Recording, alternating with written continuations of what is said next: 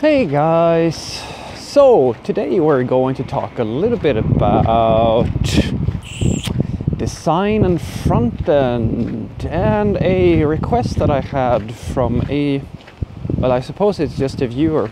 So let's get into it. Now I know, it's not going to be one of those, well, it might turn out that way, but I'm going to try my best to not make this just another, hey guys, this is what it means to be that, or this is going to be some, that sort of thing, because I've done those. I've made several of those videos, but I think that this one warrants it, and hopefully when I give you a bit of context you will see my point. Now let's start first and foremost by explaining a little bit. So a few days ago I got this email from a person, and this person, or this guy, he had found this little channel of mine, my little hobby channel, and asked me to review his CV because he explained that he'd had quite a rough time. He was out of college and he'd gone through all his courses, taken his degree and a bachelor's degree, and he has been looking for front-end positions. But within 3 months, he's applied to, as he told it, around 80 companies and not heard back from a single one of them. Now that is a little bit alarming, I have to say, because that's quite a lot of, well, that's a wall of silence, I would say. Now, so he basically just asked me to kind of have a look at his stuff and see if I could share some thoughts, because that's unfortunately one of the toughest parts about being rejected for something, and it's just usually you don't hear anything, and you can't really do much with that, as you can imagine. I mean, how can you improve if nobody tells you what's wrong? So I went through it, and the first thing I see is this exact thing that I have been saying so many times, and so many people have fought me on, and I just keep coming back to it, and I don't know why I honestly, guys, I don't really know what to do. We come back to it. I go through his CV, and as I know that he's fresh out of college, he's a junior developer. And I go through his background. Now, first and foremost, he claims to have been the lead designer, lead engineer, things of this nature on several different job postings. But each and every project is just 1 or 2. I think the longest thing was 3 months. And that's alarm clock number 1. If you have a lot of these very short periods of time where you've been hired, it's going to communicate certain things. In general, employers can't really say much. It is worth something, but it's not worth a lot.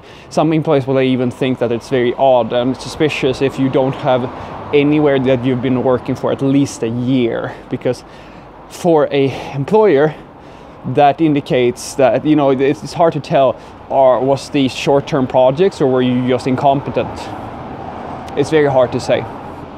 And if you've been at a place for at least a year, ideally 2, they know that you've been trained, you've been stable, you've proven yourself, because on average it takes 6 months to train a person to be fully autonomous or fully functional within a company, give or take. So that's number 1. But what's interesting is, and this is what stands out. So I write back to him and I tell him the basics, like make sure that you have an image. If you send a CV and there's no picture of you, that's number 1. Make sure that that's there. Make sure that there's a phone number, contact information, all that good stuff, right? And then I touch on something that I think is important. Now, every job posting is from the perspective of a designer, and that's something that's interesting. And then I tell him, under your hard skills, you list React, Angular, Python, JavaScript, jQuery, CSS, HTML, Express, Node. You have all these all these so-called programming hard skills, like as you claim, but you don't have any, like your degree is in graphic design or new media. You have absolutely nothing here that it indicates that you know anything about coding. Now, he has told me that he's mostly self-taught, and I would say he's exclusively self-taught. And he has been a freelancer for quite a while. And and I told him, like, that's your root problem right there. You're applying to be a programmer, but you are a designer.